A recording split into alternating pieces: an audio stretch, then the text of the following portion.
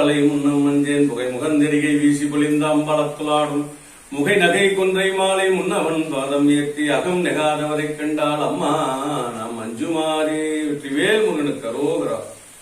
எல்லா நண்பர்களுக்கும் வணக்கம். நான் உங்களுடைய பழனிவேல். பழனிவேலின் ஆத்மா அமிர்தம் யூடியூப் சேனலில் இருந்து அடியேன் பேசுகிறேன். இன்றைக்கு நம்ம எதை பத்தி நம்ம தெரிஞ்சுக்க போறோம்னா, அடியேன் உங்களுக்கு சொல்ல இருக்கிற தலைப்பு பில்லி பிசாசுகள். இந்த அமானுஷத்தை பத்தி தான் பேச போறோம். பில்லி பிசாசு, பில்லினா அப்புறம் செய்வினைனா, சூனியம்னா, ஏவல்னா என்பதை பத்தி நம்ம சொல்ல போறோம். இப்போ ஒரு நிலைப்பாடு இருக்கு. இப்போ அந்த மந்திரம் தந்திரம் இருக்கு. தந்திரம் தாந்திரீகம் என்பது கேரளால தான் அதிகம். அப்போ இந்த மந்திரம் என்பது மந்திரத்தை வைத்து தேவதைகளை வைத்து என்னென்ன பண்றது என்பதை நாம இப்ப தெரிஞ்சுக்கணும். இப்போ பில்லி சூனியம், அடுத்த ஏவல். அது ஒருத்தரை அழிப்பதற்காக பயன்படுத்தக்கூடாது. அதெல்லாம் அது இன்னும் நாம பின்னாடி சொல்ல இருக்கிறோம். அந்த பில்லி சூனியம் ஏவல் செய்வினை என்பது இதோட ரொம்ப மோசமானது. அப்போ இந்த பில்லினா சூனியம்னா ஏவல்னா என்பதை நம்ம இன்னைக்கு தெரிஞ்சுக்கணும்.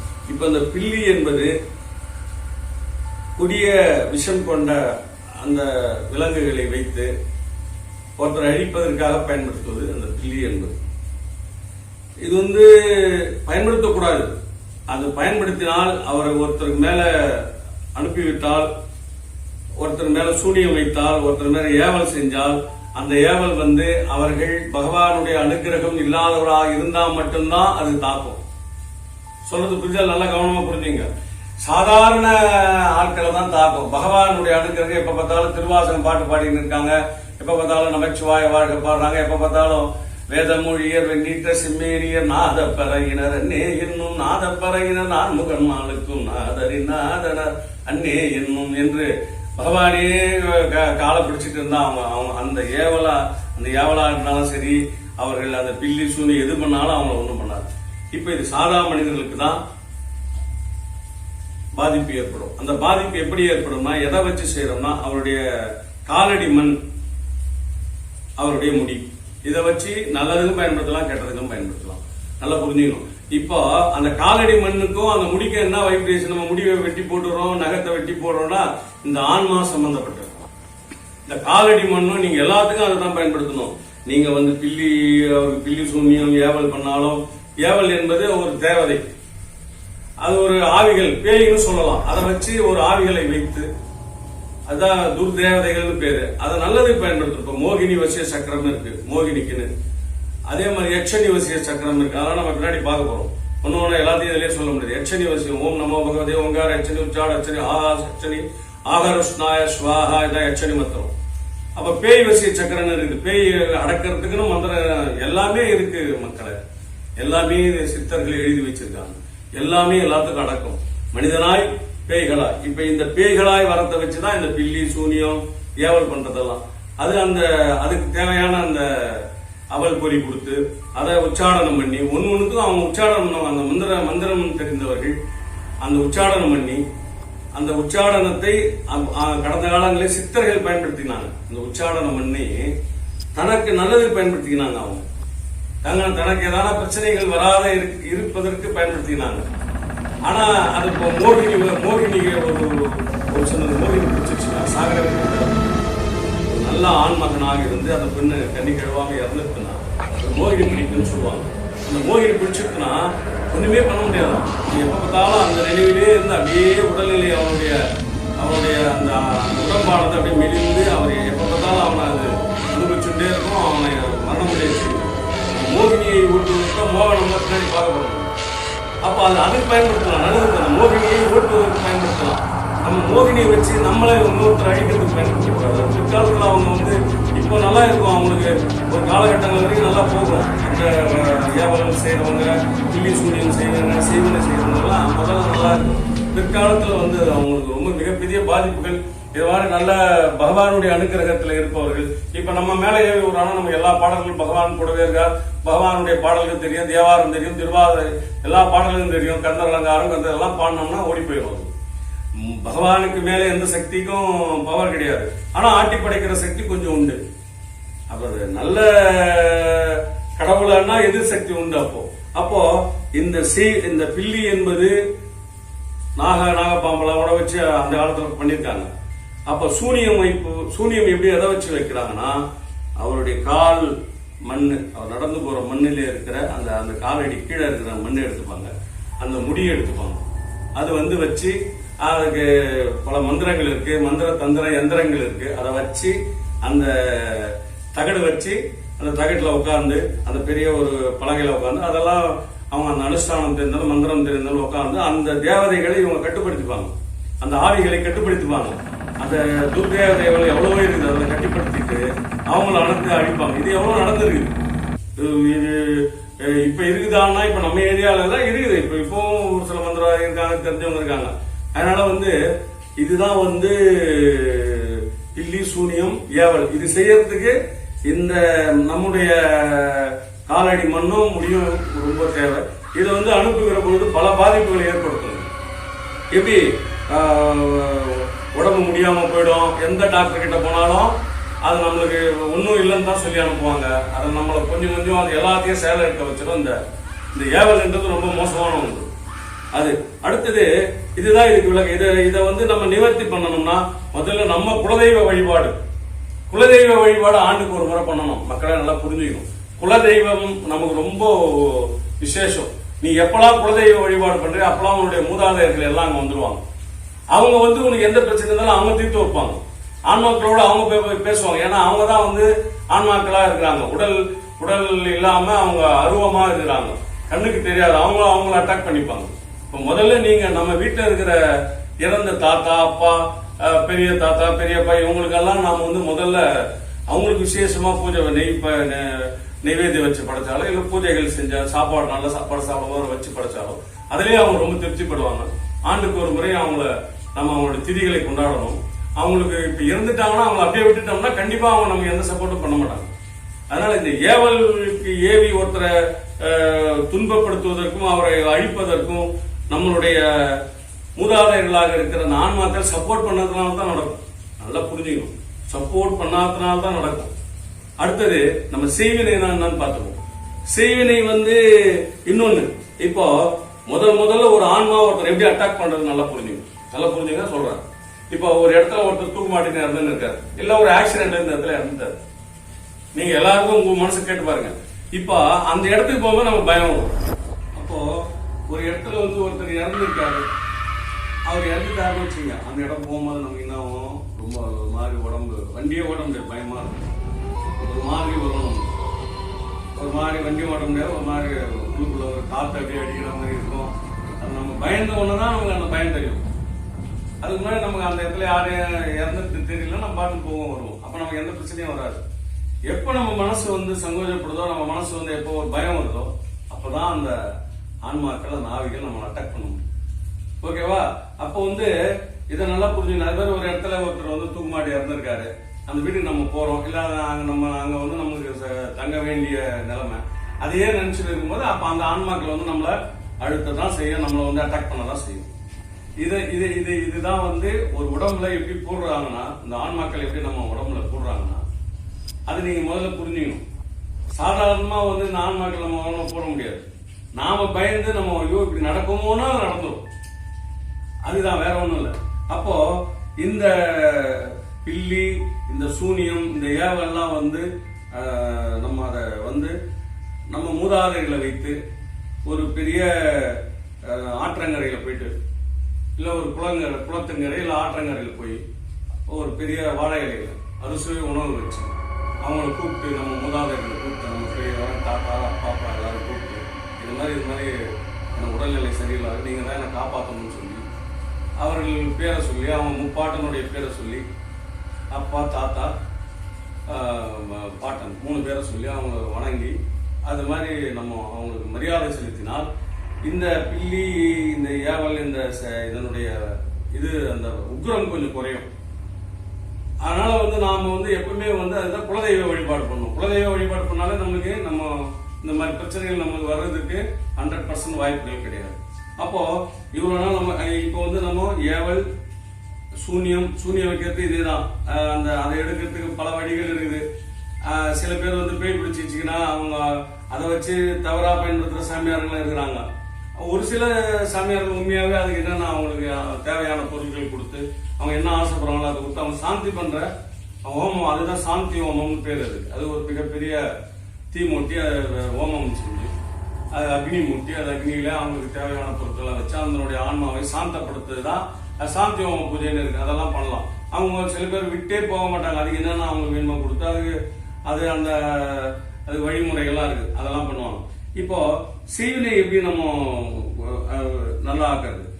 இப்போ வந்து இப்போ ஒரு ஒரு ஃபர்ஸ்ட் நைட் நடக்குது, ஒரு திருமணம் நடக்குது. அந்த திருமணத்தில் பெண்களுக்கு ஏன் மருதாணி வைக்கிறாங்க? மருதாணி வச்சு ஏன் அனுப்புறாங்கன்னா அந்த தேவதைகள் துர்தேவதைகள் எதுவும் வராது அப்படின்னு ஒரு ஐதீகம் இருக்கு. இது எல்லாமே நம்ம இந்து மதத்துல பாத்தீங்கன்னா ஒண்ணுத்துக்கு ஒரு ஐதீகம் தான் இருக்கு. இப்போ வந்து நம்ம அந்த செய்வினைகள் எப்படி எடுக்குது, செய்வினைகள்லாம் எப்படி எடுக்கணும் அப்படின்றத நம்ம இப்ப பாக்குறோம். செய்வினைகள்ல வந்து எவ்வளவோ சொல்லலாம். இப்ப வந்து அஷ்டகர்மம்னு ஒண்ணு இருக்கு. அதுதான் 8 வகையான நிலைப்பாடுகள். அஷ்டகர்மம்னு பேரு. அஷ்டயோகம்னு இருக்கு, அஷ்டவசுக்கள்னு இருக்கு. 8 வகையான நிலைப்பாடுகள். அது வந்து அதுதான் வந்து அது மூலமா வந்து சித்தர்கள், போகர் சித்தர்கள், அப்புறம் வந்து அகத்தியர் இவங்க எல்லாம் எழுதி வச்சிருக்காங்க. அதை எப்படி ஓட்டுறது. ரொம்ப ஒரு மனிதன் உடலிலே நல்லா புரிஞ்சுக்கணும். ஒருத்தர் செய்வினை வச்சுட்டாங்க, ஒருத்தர் ஏவல் கிளி சூனியம் ஒருத்தர் வச்சுட்டாங்கன்னா 10 ஆண்டுகள் அதை அவன் ஆட்டிப்படுதுன்னா அவனுக்கு 20 ஆண்டுகள் ஆயுசு போயிடும். அவ்வளவு உபாதைகள் ஏற்படுத்தும் உடம்பு. எந்த ஹாஸ்பிட்டலுக்கு போனாலும் அது வந்து கரெக்டா இருக்குது நீங்க போயிடுன்னு சொல்லுவாங்க. அவ்வளவு மோசமான விளைவுகள்லாம் வரும். அப்போ இதுல வந்து பல வகை உண்டு. 8 வகையான அஷ்டகர்மங்கள் உண்டு. அதுல வந்து வசியம், அப்புறம் வந்து மோகனம், அப்புறம் வந்து சம்மணம், வித்தியாசனம், அப்புறம் வந்து உச்சாடனம், பேதனம், அதுக்கப்புறம் வந்து மாரணம், யந்திர தந்திரம். மொத்தம் 8 வகையான நிலைப்பாடுகள் இருக்கு. 8 வகையான வழியில நம்ம இந்த பேய் பிசாசுகள் இந்த செய்வினை செஞ்சவங்களை அவங்கள குணப்படுத்தலாம். அது நல்லதுக்கு தான் பயன்படுத்தணும், கெட்டதுக்கு பயன்படுத்தக்கூடாது. இப்ப வசியம்னா மொத்தம் 8ன்னு சொன்ன மொத்தம் அந்த அஷ்டகர்மத்துல மொத்தம் 8 வகையான நிலைப்பாடுகள் சொன்ன ஒரு பெண்ணை வசியம் மன்றத்துக்கு பயன்படுத்தக்கூடாது. அந்த வசிய சக்தியை வச்சு வசிய மன்றத்தை வச்சு அந்த மந்திரத்தை வச்சு என்ன பண்ணணும்? அந்த மந்திரத்தை வச்சு ஒரு காட்டுல போறோம். நம்ம வசியம்னு என்னன்னு தெரியும். ஒரு காட்டுல போறோம், ஒரு மிருகம் வந்து நம்மளை அட்டாக் பண்ண வருது. அந்த வசிய சக்தியை வச்சு அந்த பாடல்கள் இருக்கு, அதெல்லாம் பண்ண கண்டிப்பா நம்மளை அட்டாக் பண்ணாது. சித்தர்கள் செஞ்சிருக்காங்க. காட்டுல இல்லைன்னா கொடிய விலங்குகள் மத்தியில சித்தர்கள் எப்படி வாழ முடியும்? வசியம் பண்ணி அதை அப்படியே நம்ம நிறுத்திடுவாங்க. நீங்க இவரை பாத்தீங்கன்னா விஸ்வாமித்திரர்லாம் இருக்காங்க, பட்டினத்தார் சுவாமிகள்லாம் இருக்காங்க, எவ்வளவோ சித்தர்கள் இருக்கிறாங்க, 18 சித்தர்கள். அவங்க எல்லாம் சுத்தி கரூராக சுத்தி புலி உட்கார்ந்து வசிய சக்தி. வசியம் பண்ணா அது அப்படியே நம்ம கட்டுப்படும். அது அட்டமாசத்திலயும் வரும், இதுலயும் வரும். இது வசிய சக்தி. அதுலயே வந்து அஷ்ட யோகம்னு இருக்கு. யோகாசனத்துல போயிடுவாங்க. அஷ்ட யோகம், அஷ்ட வசுக்கள், 8 வசுக்கள், 4:30 பிரம்ம முகூர்த்தத்துல விடிய காலத்துல 4:30 மணில இருந்து 6 மணிக்கு வருவாங்க அவங்க அஷ்டவசுக்கள். அப்ப வந்து நம்ம 4:30 தான் பிரம்ம முகூர்த்தம்னு பேரு. அந்த நேரத்தில் நாம திருமணம் பண்ணா ரொம்ப சுபிட்சமா இருப்பாங்க. கிரக பிரசம் பண்ணாலும் சுபிட்சமா இருக்கும் வீடு. அந்த 4:30 to 6 பிரம்ம முகூர்த்தம்னு பேரு. அஷ்டவசுக்கள் பூமியில போற டைம். அந்த நேரத்திலே நாம் அவர்களை வழங்கினால் அவங்க நமக்கு தீர்காயிலையும் நல்ல செல்வத்தையும் சகல சௌபாகியங்களையும் நம்மளுக்கு கொடுப்பாங்க. அது மாதிரி இப்ப வந்து அடுத்தது மோகனம். இப்ப கணவன் மனைவி இதுவா இருக்காங்க, 2 பேரும் வந்து பிரிஞ்சுட்டு இருக்காங்க. பல பிரச்சனைகள் இப்ப கணவன் மனைவி பிரியறதுக்கு ஒருத்தருக்கு ஒருத்தர் அண்டர்ஸ்டாண்டிங் இல்ல. சீரியல் பாக்குறது, எப்ப பார்த்தாலும் சீரியல்ல முழுவது, அங்க என்ன நடக்குதோ அதை கணவர்கிட்ட காட்டுறது. புரியுதா இல்லையா? நீங்க எப்ப பார்த்தாலும் இப்ப அந்த செல்போன் வந்துட்டு பிறகு பார்த்தாங்கன்னா எப்பவுமே அதுலயே உள்ள மூழ்கி கிடக்குது. குழந்தை குட்டிகளை சரியா பாக்குறது இல்ல. அதனால வந்து வர்றதுதான் இந்த கணவன் மனைவி சண்டை. அது வந்து மோகனம்னு இருக்கு. இப்போ கணவன் மனைவி அந்த மோகனத்தை வைத்து, அந்த மந்திரங்களை வைத்து, அந்த மோகன சக்தியை வைத்து இந்த 2 பேரையும் பிரிஞ்சவங்களும் ஒண்ணு சேர்க்கணும். அது இன்னொருத்தருடைய மனைவியோ இன்னொரு பெண்ணையோ நாம வந்து அது மோகித்தால் அந்த மந்திரத்தை சொல்லி அவங்க நம்ம வசியப்படுத்தி மோகனப்படுத்தினால் அது மகா தோஷம். அது பிற்காலத்தில் நமக்கு மிகப்பெரிய தண்டனைகள் எல்லாம் கொடுக்கும். அந்த தவறான வழியில பயன்படுத்தக்கூடாது. இந்த மோகனம் என்பது ஒரு ஆண் பெண் கணவன் மனைவி பிரிந்திருப்பவர்களை ஒன்று சேர்ப்பதுதான் இந்த மோகனம் என்பதை நீங்க தெரிஞ்சுக்கணும். அடுத்தது வந்து சம்மணம். சம்மணம்னா அப்படியே நிப்பாட்டுதல். எப்படி கெட்ட சக்திகளை அப்படியே நிப்பாட்டுறது, நம்ம உடம்புல இருந்து அப்படியே வெளியில அனுப்பிச்சுடுறது. கெட்ட சக்திகளை நிப்பாட்டுதல், உள்ளே வராம, வெளியில எதுனா இருக்குதுன்னா உள்ள வராம, பிரச்சனைகள் வராம இருப்பதுதான் அந்த சம்மணம் என்று சொல்லக்கூடியது. அது வந்து மற்றவர்களை அழிக்க பயன்படுத்தக்கூடாது. அதை வச்சு நம்ம அந்த மற்றவங்களை அழிப்பதற்கு பயன்படுத்தினா அது நல்லது கிடையாது. அது வித்தியாசனம், விரட்டி அடித்தல். பேய் பிசாசுகளை விரட்டி அடிப்பதற்கு பயன்படுத்தும் முறை, சித்தர்கள் செய்த முறை வித்தியாசனம் பேர். அவன் வந்து யோகத்திலே நிஷ்டையில இருக்கிற பொழுது இந்த பேய் பிசாசுகள் அவங்களே ஒரு ஆட்டி படைக்கிற பொழுது அவங்க இந்த மந்திரத்தை சொல்லி இந்த பேய் பிசாசுகள் இந்த கெட்ட சக்திகளை விரட்டி அடிப்பார்கள். இது வந்து நம்ம பயன்படுத்தி யாருக்காவது பேய் வந்து பிடிச்சிட்டு இருந்தா, யார் உடம்புலையாவது இருந்தா அந்த உடம்புல இருந்து அவர்களை துரத்துவதுதான், அந்த உடம்புல இருந்து அவங்க வெளியேற்றுவதுதான் இந்த வித்தியாசனம் என்பது. அதுதான் விரட்டி அடிப்பது. அடுத்தது உச்சாடனம். உச்சாடனம் என்பது தூக்குவது. உச்சாடனம் பண்றோம்னா அப்படியே தூக்கி நிறுத்துறது, ஒரு இடத்திலிருந்து மற்றொரு இடத்துக்கு அவங்களை அமிச்சிடுறது, அதான் உச்சாடனம் பேரு. அடுத்தது பேதனம். இதெல்லாம் அஷ்டகர்மத்துல வருது. இது எல்லாமே வந்து ஆவிகளை கண்ட்ரோல் பண்றதுக்காக சித்தர்கள் பயன்படுத்துறது. பேதம்னா பைத்தியம் பிடிக்க வச்சிடுறது. இன்னொருத்தர் நல்லா இருக்கிறவங்களை கொண்டு போய் அவங்கள பைத்தியம் பிடிக்க வைக்க கூடாது. அதுவும் செய்யறாங்க சில பேர். நல்லா இருக்கிற குடும்பத்துல நல்லா வளர்ந்து இருக்கிறாங்க, சந்தோஷமா இருக்கிறாங்கன்னா அவங்க என்ன பண்றாங்க, அவங்களுக்கு இந்த பேதனத்தை வைத்து அவர்களை பித்து பிடிக்க வைத்து, சில பேர் நம்ம பாருங்க ஊர்ல சுத்தி கிடப்பாங்க, பித்து பிடிக்க வச்சிருது, பேய் பிடிக்க வச்சிருது. அவங்க அப்படியே ஒரு மாதிரி மென்டல் மாதிரி சுத்தி கிடப்பாங்க. எங்க போறோம் எங்க வரோம் அவங்களுக்கே தெரியாது. தன் நிலை மருந்து வீட்டை விட்டு போயிடுவாங்க. அதுதான் பேதனம் செய்வது. அது வந்து அப்படியே உடம்புல அந்த பேதனம் இறங்கிடும், அப்படியே இறக்கி விட்டுருவாங்க அவங்க உடம்புல. அது வந்து நம்ம இதுக்கு எதுக்கு பயன்படுத்தலாம்னா, பேதனத்தை மோகினி பிசாசுகள் பிடிச்சிருக்கும். கெட்ட பிசாசுகள், மோகினி பிசாசுன்னு பேரு. அத வந்து இதெல்லாம் சித்தர்கள் சொல்றது, மக்களே நான் சொல்ல. அந்த மோகினி பிசாசுகளை விரட்டுவதற்காகத்தான் இந்த பேதனம் என்று சொல்லக்கூடிய அந்த அஷ்டகர்மத்துல ஒரு இதுவை பயன்படுத்தியிருக்கிறார்கள் சித்தர்கள். அதை தெரிஞ்சுக்கணும்.